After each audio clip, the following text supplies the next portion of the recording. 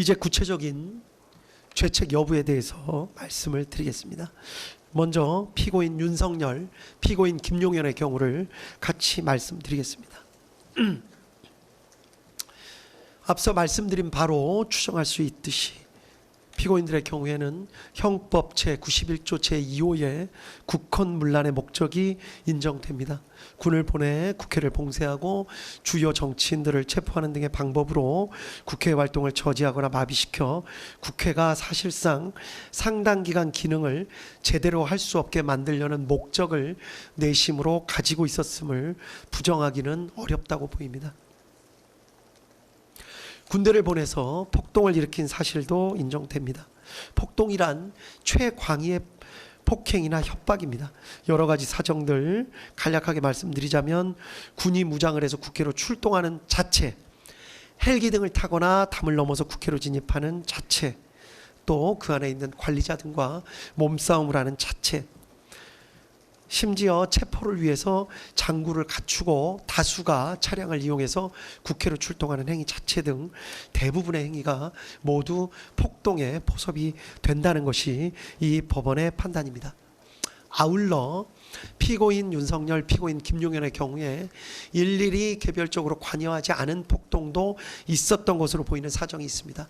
그렇지만 폭동행위에 관한 대법원 판례는 일일이 개별적으로 관여하지 않은 부분이 있다고 하더라도 그 관여하지 않은 부분에 대해서도 내란죄로서의 책임은 모두 부담한다는 것입니다. 따라서 개별적으로 관여하지 않은 행위가 이 부분에 있어서 다소 억울하다는 사정이 있을 수는 있지만 전체에 대한 내란죄로서의 책임을 진다는 것이 이 법원의 판단입니다. 피고인 윤석열, 피고인 김용현에게는 집합범으로서의 내란죄가 성립합니다. 그리고 맡은 역할에 따라서 피고인 윤석열은 내란 우두머리죄, 피고인 김용현은 내란 중요 임무 종사죄가 성립합니다. 다음 피고인 조지호, 피고인 김봉식에 대해서 살펴봅니다. 피고인 조지호, 피고인 김봉식은 비상계엄 선포 전 피고인 윤석열 등으로부터 비상계엄을 선포해 군을 국회에 투입할 예정이라는 사실을 직접 통보받았고 이에 대해서 경찰의 질서 유지를 부탁한다는 지시까지도 받았습니다.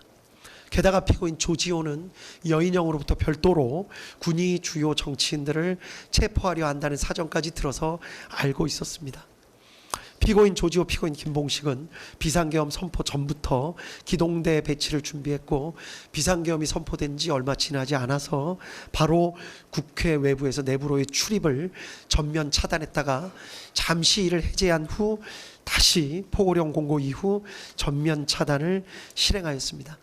질서 유지 차원이라고 주장하기는 하지만 주된 목적은 군이 투입되는 사정을 미리 알고 있으면서 군의 출입은 허용하였고 정작 국회의원 등 주요 관계자들의 출입을 제한한 점에 비추어 보더라도 그 목적을 추정할 수 있습니다.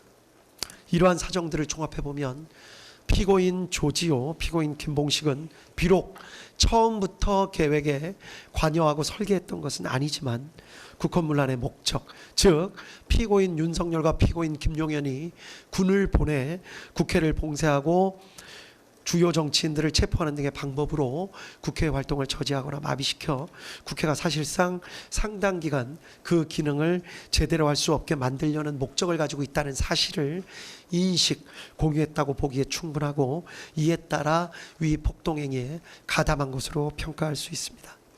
따라서 이들에게는 집합범으로서의 내란죄가 성립한다는 것이 이 법원의 판단입니다.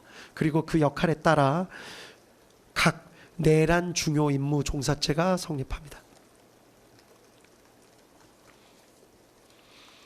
다음으로 피고인 노상원에 대해서 살펴보도록 하겠습니다.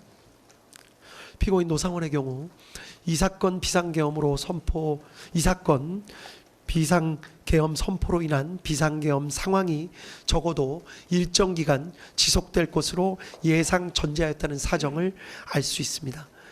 그러한 사정하에서 본인의 계엄 사무 수행을 준비했고 특히 애초에 계획했던 것과 달리 국회가 신속히 비상계엄에 대한 계엄 해제 요구안을 가결하자 피고인 김용현과 전화통화를 하면서 대책을 논의했던 사정까지도 엿보입니다.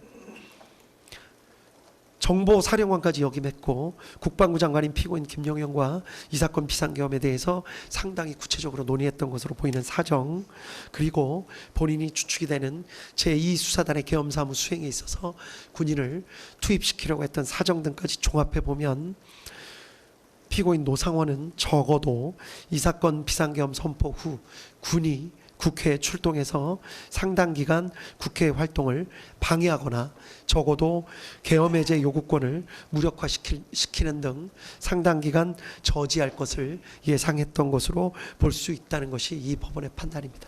따라서 피고인 노상원도 국헌문란 목적을 인식 공유하면서 폭동행위에 가담한 것으로 평가할 수 있다고 보입니다. 따라서 집합범으로서의 내란죄가 성립하고 그 역할에 따라 내란 중요임무 종사죄가 성립합니다. 다음 피고인 목현태에 대해서 살펴보도록 하겠습니다. 피고인 목현태는 국회 경비대장으로서 처음부터 국헌문란의 목적을 인식 공유한 것으로는 보이지 않습니다. 여러 가지 사정을 살펴보면 피고인 목현태에 대해서는 이 재판부가 수차에 걸쳐서 피고인 목현태에 관한 여러 가지 사정이나 사실관계를 다시 한번 살펴보고 또 논의를 해보았으며 피고인 목현태에게 혹시 억울한 사정이나 기타 달리 볼 수 있는 사정이 있지 않은가 하고 여러 차례 토의와 논의를 해보았습니다. 그러나 아쉽지만 다음과 같은 사정에 비추어 보면 피고인 목현태에게도 집합범으로서의 내란죄가 인정된다고 볼 수밖에 없다는 것이 이 법원의 판단입니다. 피고인 목현태는 국회경비대장으로서 처음부터 국헌문란 목적을 인식 공유한 것으로는 보이지 않지만 국회의원 등의 출입을 차단하라는 지시를 받고 그대로 이행하면서 심지어 국회 사무처 관계자들로부터 명시적인 항의를 받기도 했고 직접 군의 출입이 허용되는 사정까지 목격하면서도 계속해서 국회의원 등의 출입을 차단하는 행위에 가담했습니다. 미필적으로나마 자신들이 하는 행위가 국회 활동을 저지하거나 마비시키는 행동이 될 수 있다는 사정을 알았던 것을 부인하기는 어렵다고 판단이 됩니다. 따라서 피고인 목현태에게도 집합범으로서의 내란죄가 성립하고 역할에 따라 내란 중요 임무 종사죄가 성립한다는 것이 이 법원의 판단입니다. 다음 피고인 김용군에 대해서 살펴봅니다. 검사는 피고인 김용군이 피고인 노상원의 정보사령부 병력 선관위 과천청사 투입 및 부정선거 수사계획에 공모 가담하였다고 기소를 하였습니다. 결론부터 말씀드리면 피고인 김용군의 경우에는 공소 사실과 같이 피고인 노상원의 계획에 공모 가담한 사실 자체를 인정할 증거가 부족하다는 것이 이 법원의 판단입니다. 따라서 피고인 김용군은 집합범으로서의 내란죄 성립 여부를 따질 필요 없이 그 자체로 범죄가 성립한다고 볼 증거가 부족합니다.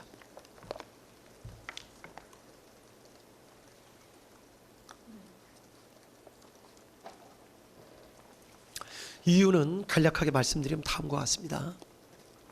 피고인 김용군이 2024년 10월에서 11월경 군사경찰 추천 명단을 피고인 노상원에게 제공한 사실, 그리고 실제 그 명단이 반영된 수사단 구성계획이 작성된 사실, 12월 3일 롯데리아에서 직접 피고인 노상원 구삼의 방정환과 함께 만났던 사실, 그 가운데 비상계엄 선포 예정 사실을 직접 들어서 알고 있던 사실 등을 보면 공소사실과 같은 사실이 진실일 수 있지 않을까 하는 강한 의심이 드는 것은 사실입니다. 그렇지만 피고인 김용군은 이 부분 공소사실 자체를 강력하게 부인하고 있고, 또 피고인 노상원 역시 피고인 김용군의 진술 취지에 부합하는 내용으로 진술하고 있습니다. 또 구3의 방정환의 진술에 비추어 보더라도 당시 피고인 노상원이 어떤 이야기를 한 사실만 인정될 뿐 피고인 김용군이 이에 대해 어떻게 응답하였거나 행동하였는지에 대해서는 확인이 어렵습니다. 이러한 여러 가지 사정을 살펴보면 공소사실과 같이 관여한 사실 자체를 인정할 증거가 부족하다는 것이 이 법원의 판단입니다.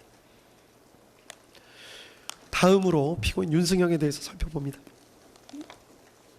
검사는 피고인 윤승영이 방첩사에서 주요 정치인 등을 체포하려는 사정을 알면서도 이현일로부터 이를 보고받은 후 피고인 조지호에게 보고하여 승인을 받는 등 정치인 체포 행위에 공모 가담하였다는 공소사실로 피고인 윤승영을 기소하였습니다. 그러나 이 법원이 판단하기에 피고인 윤승영의 변소와 같이 비상계엄하 매뉴얼에 따라서 합동수사단을 지원하는 행위로 인식하고 100명의 지원 요청에 협조하거나 또 포고령 위반 사범을 검거하기 위해 체포조가 국회로 출동한 것으로 오해해서 그 지원 요청에 협조한 것일 수 있다라는 주장이 사실일 수도 있다는 합리적 의심을 배제하기가 어렵습니다. 구체적인 내용은 판결문에 자세한 기재가 나와 있습니다. 피고인 윤승영이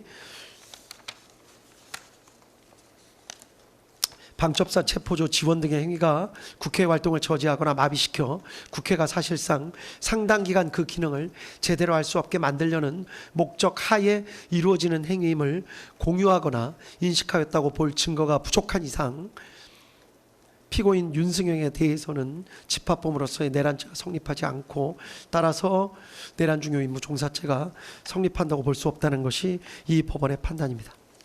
한편 나머지 피고인들, 피고인 윤승영, 김용군을 제외한 나머지 피고인들에 대해서 직권남용 권리행사 방해죄는 모두 유죄로 인정된다는 것이 이 법원의 판단입니다. 구체적인 내용에 대해서는 판결문에 자세히 기재가 되어 있기 때문에 그 내용을 확인해 보시면 될 것 같습니다. 마지막으로 유죄가 인정되는 피고인들에 대해서 양형의 이유를 간략하게 말씀드리도록 하겠습니다. 공통의 양형 이유를 간략하게 말씀드립니다. 내란죄는 국가의 존립과 헌법적 기능을 파괴하고 법질서 자체를 부정하는 행위입니다. 형법은 내란죄가 위헌범임에도 상당히 높은 법정형을 규정하고 있습니다. 우리 형법은 높은 형을 규정하고 있는 범죄가 대부분 어떤 결과, 예를 들면 살인 등의 어떤 결과를 낳아야 하는 것에 대해서만 그와 같은 규정을 하고 있는데 반해서 내란죄에 대해서는 특이하게도 어떠한 위험을 일으킨 행위 자체만으로도 높은 형을 규정하고 있는 것입니다. 이는 그 자체로 위험성이 매우 크기 때문입니다. 피고인들의 내란 행위는 합법적인 절차를 무시하고 결국은 폭력적인 수단을 통해 국회의 권능 행사를 불가능하게 한 것으로서 민주주의 핵심 가치를 근본적으로 훼손하였다는 데서 비난의 여지가 큽니다.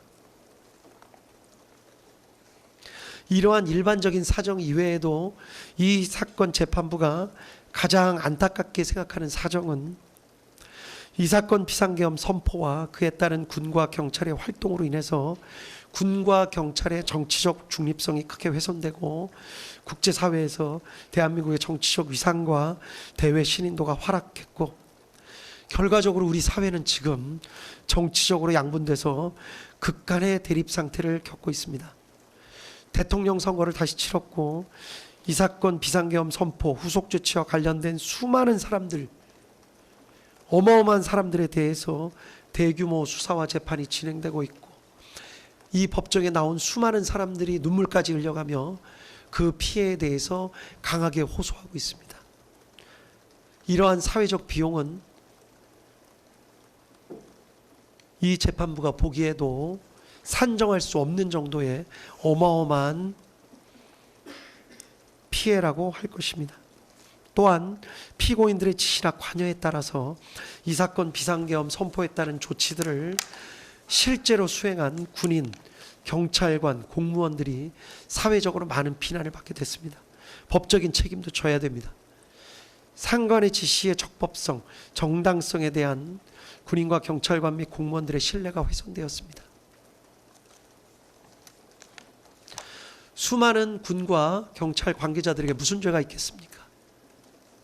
형법상 죄를 물을 수는 있지만 피고인들께서 순간적인 판단을 잘못하였던 이유 때문에 이미 일부는 구속돼 있고 그들의 가족들은 고통받고 있고 무난하게 군생활이나 경찰 생활을 마무리할 수 있었던 다수의 공직자들이 모두 어마어마한 고통을 겪고 있다는 사정은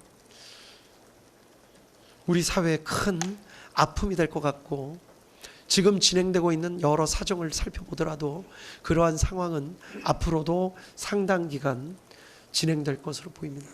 이러한 사정에 있어서도 이 법원은 피고인들의 일반적인 양형 사유로 참작할 수밖에 없었습니다. 다음 개별적인 양형 사유에 대해서 말씀드리겠습니다. 먼저 윤석열 피고인에 대해서입니다.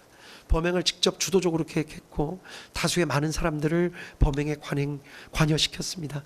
비상계엄으로 인해서 막대한 사회적 비용이 초래됐고 피고인이 그 부분에 대해서 사과의 뜻을 내비치는 모습을 찾아보기 힘듭니다. 또 이 사건 재판이 진행되는 과정에 별다른 사정 없이 출석을 거부하기도 했습니다. 다만 아주 치밀하게 계획을 세운 것으로 보이지는 않습니다. 물리력의 행사를 최대한 자제시키려 했던 사정도 보입니다.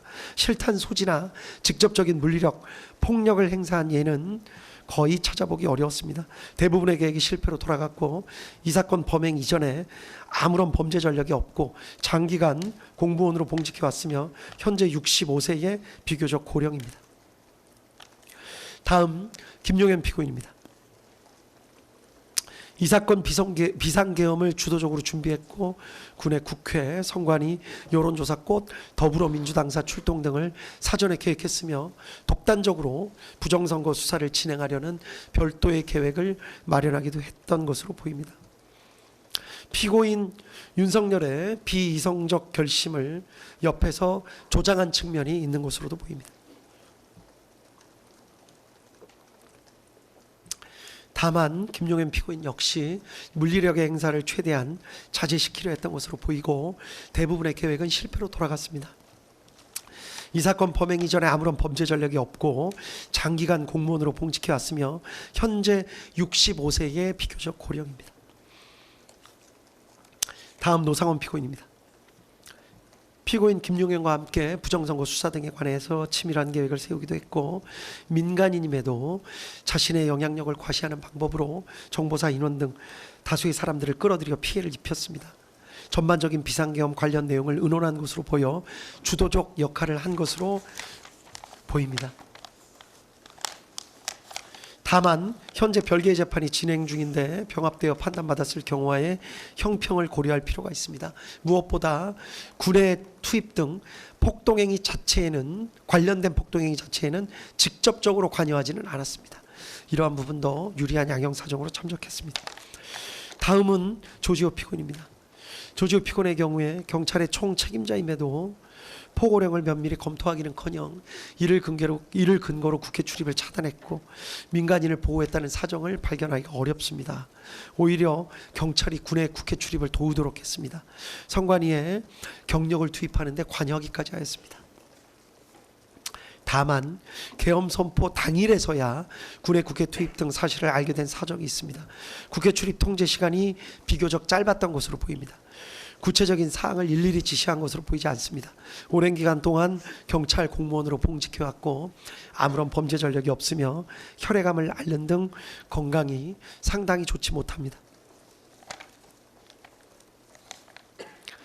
다음으로 피고인 김봉식입니다. 피고인 김봉식 역시 피고인 윤석열과 피고인 조지호의 지시에 따라서 경찰을 국회에 출동시키거나 국회 출입문을 폐쇄하고 국회의원 등을 포함한 사람들의 국회 출입을 막는 일을 직접 주도하였습니다. 특히 국회를 경비해야 할 임무를 가지고 있는 국회 경비대에게조차 국회 출입 통제에 관여하게 하는 등 비난의 여지가 큽니다.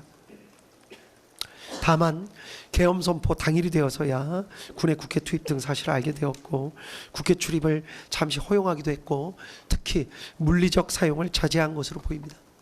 오랜 기간 경찰 공무원으로 봉직해왔고 아무런 범죄 전력이 없습니다. 다음 목견태 피고인입니다. 국회를 보호해야 할 국회 경비대장임에도 국회 출입 통제, 특히 국회의장에 대해서까지 출입을 통제하려고 했습니다. 국회 사무처 직원들로부터 명확하게 항의를 받았음에도 출입 통제에 계속 가담하는 등 비난의 여지는 적지 않습니다. 다만 목현태 피고인의 경우에는 총경급 지휘관에 불과합니다. 급박한 상황 속에서 피고인 조지호나 피고인 김봉식의 지시, 비상계엄 및 포고령의 적법성 등을 명확하게 판단하고 그 지시를 거부하기는 어려웠을 것으로 보입니다. 일부 국회의원이나 국회 관계자들의 국회 출입을 몰래 허용해 주기도 한 것으로 보입니다. 오랜 기간 동안 경찰 공무원으로 봉직해왔고 아무런 범죄 전력이 없습니다. 이러한 사정 등을 개별적인 양형 사정으로 참작했습니다. 이에 따라서 이 법원은 피고인들에게 형을 선고하도록 하겠습니다. 피고인들 모두 자리에서 잠깐만 일어나 주십시오.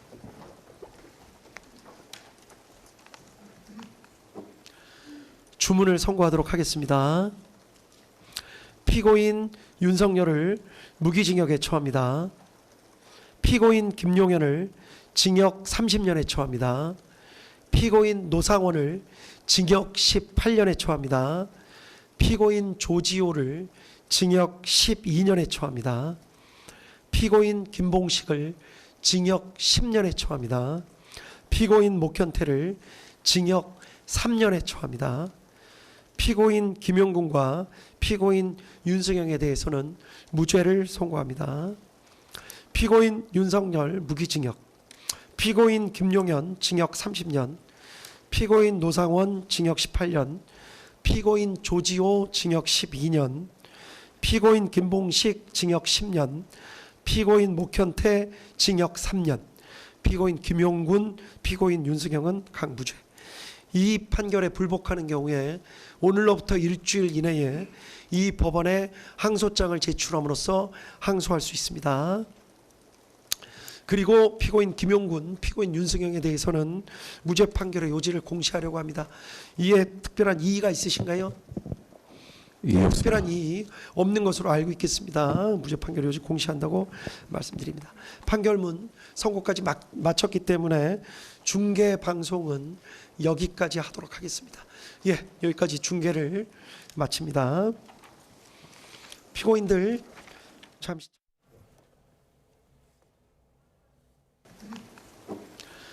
주문을 선고하도록 하겠습니다. 피고인 윤석열을 무기징역에 처합니다.